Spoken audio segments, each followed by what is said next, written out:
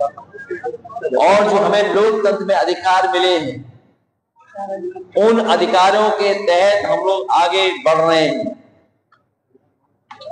और हमें पूरा भरोसा है अपने संविधान पर, कानून पर। जिन्होंने तलवारें लहराई, जिन्होंने सुना है कि बहुत सी तैयारी के साथ कुछ कुछ रख करके लाए थे, और जिन्होंने गालियां दी हैं जो आज भी सोशल मीडिया पे चल रही हैं, उनके खिलाफ कार्रवाई होगी। हम लोग कानून मानने वाले लोग हैं।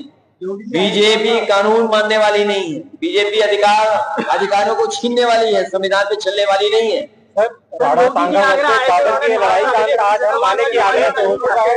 समाजवादी पार्टी दलित विरोधी हॉस्पिटलों के नाम बाबर की इस लड़ाई का अंत समाजवादी पार्टी यहाँ कर दे रही है। आज देखिए, मोटा मोटा इतिहास में जाना चाहिए।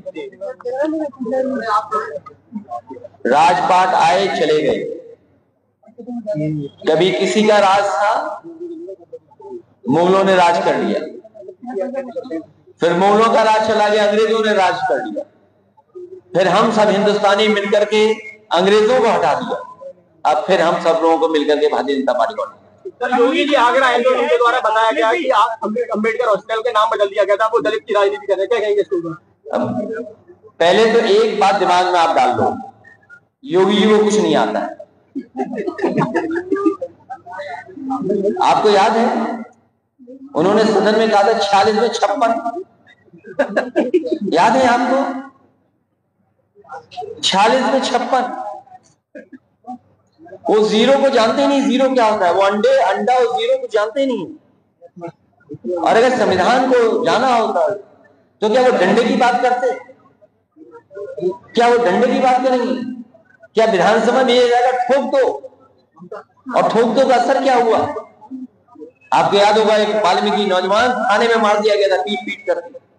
आजमगढ़ में एक दलित, उसको इतना मारा, और देखिए पुलिस को बचने के लिए, अपने आप को बचाने के लिए कहा कि इसने फांसी लगा दी। और फांसी किससे दिखाई पुलिस ने?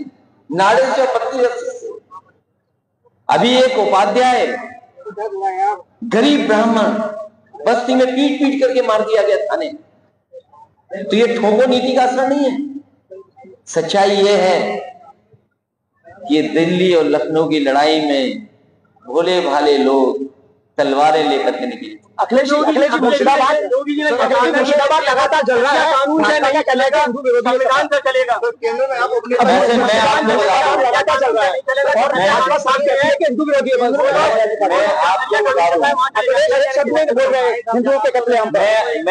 मैं एक बात बता दूं, भारतीय जनता पार्टी कभी भी मुद्दों पर बहस नहीं करना चाहती।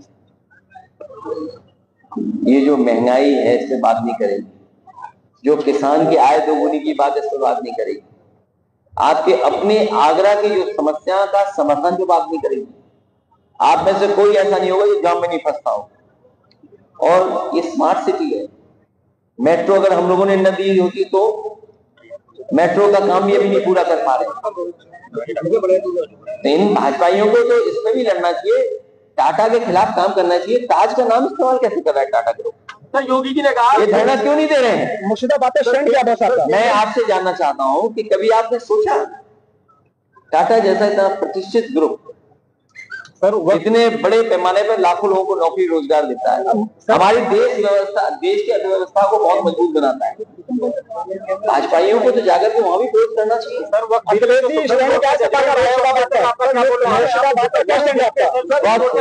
मुझे उम्मीद है सुप्रीम कोर्ट न्याय करेगा, और जिस दिशा में सुप्रीम कोर्ट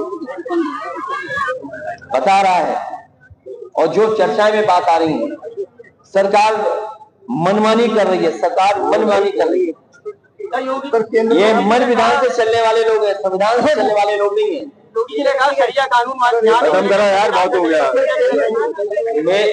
मैं आपसे कहना चाहता हूँ,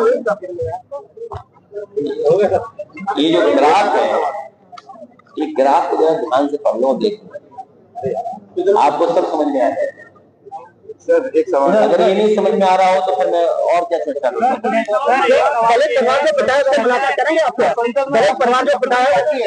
संसद में आप सेकंड सबसे बड़ी पार्टी हो, थर्ड लार्जेस्ट। दलित परिवार से आप विपक्ष में आप हाँ जा रहे हैं।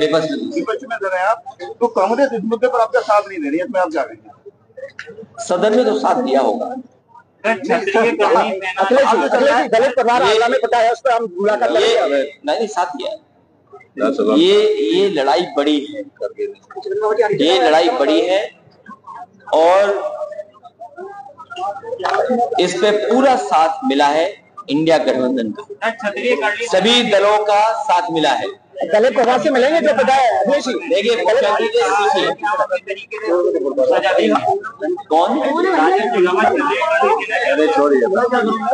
अखिलेश जी नाम बदल दो, हमारे मुख्यमंत्री जी नाम बदलते हैं, ये योगी सेना। अखिलेश जी और हिटलर के जमाने में वो एक फौज बना के रखते थे अपने विपक्ष के लोगों की आवाज दबाने के लिए। अखिलेश जी जो दलित परिवार होता है आगरा के अंदर, उससे मुलाकात करेंगे आप? हमारी पार्टी के लोग मिलेंगे क्योंकि मथुरा का दूल्हा था। सर बीजेपी बोल रही है कि रामजी लाल जी के बयान को समाजवादी पार्टी राजनीतिक फायदे के रूप में इस्तेमाल कर रही है। तो उनका नाम राम जी है, तो राम है उनके नाम में, तो मैं लाभ उठा रहा हूँ लाभ। ये क्या बात हुई है? क्या स्वीकार करेंगे कि उनके नाम में राम है? ये भारतीय जनता पार्टी वो लोग हैं, अगर इनको छू लो तो गंगा जल से धोएंगे ये लोग। ये छूना स्वीकार नहीं करते। ये सदियों से समाज अपमानित हुए, हजारों साल से, और आज भी अपमानित करते हैं भारतीय जनता पार्टी। क्या हमने आपने नहीं देखा कि जिस मंदिर में मैं गया उस मंदिर को गंगा जल से धोवा दिया?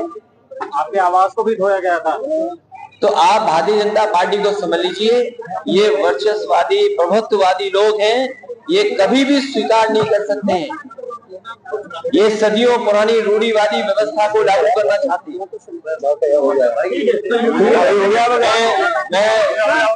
मैं धन्यवाद देना चाहता हूं अपने पत्रकार साथियों को। अखिलेश यादव जी फंस रहे हैं पूरे विवाद के बाद, पहली बार आपके आवास पर पहुंच रहे हैं, आपसे मुलाकात होगी, क्या क्या कुछ उम्मीदें हैं आपको? मैं समाजवादी पार्टी का एक अदना सा कार्यकर्ता हूं। इस पूरे प्रकरण में उन्होंने ये आवश्यक समझा कि हमसे मुलाकात करें, हमारी बात सुने, इसी सिलसिले में आ रहे हैं। आज आपके सामने उनकी प्रेस कॉन्फ्रेंस है और विस्तार के साथ जब आप उनसे सवाल पूछेंगे तो बात करेंगे। इसके अलावा और कोई बात नहीं है। मैं भी कोई टिप्पणी उस समय करूंगा जब उनसे बात हो जाएगी। सर करणी सेना बोल रही है कि 2027 में हम जवाब देकर रहेंगे, तो इसके बारे में 227 आ जाने तो वो करणी सेना क्या कर रही है, मेहरबानी करके करणी सेना से पूछिए, तथाकथित करणी सेना से पूछिए। मुझसे वो सवाल क्यों पूछ रहे हैं? जिनसे संबंधित सवाल है मेहरबानी करके उनसे अगर पूछे ज्यादा अच्छा है। सर अखिलेश यादव का आपके घर आना, आगे इस पूरे विवाद के बाद इसके क्या सियासी मायने जाएंगे? क्योंकि शुरू से ही जब से ये मामला आया है वो पूरी तरह से आपके पीछे खड़े हैं और उन्होंने मैं समाजवादी पार्टी का कार्यकर्ता हूं और मैं समाजवादी पार्टी के राष्ट्रीय अध्यक्ष श्री अखिलेश यादव जी को धन्यवाद देता हूं कि उन्होंने विषय की गंभीरता को समझा। वो निरंतर इस पर टिप्पणी भी करते रहे और कुल मिलाकर के आज जो चर्चा होगी उससे आपको अवगत करा दिया जाएगा।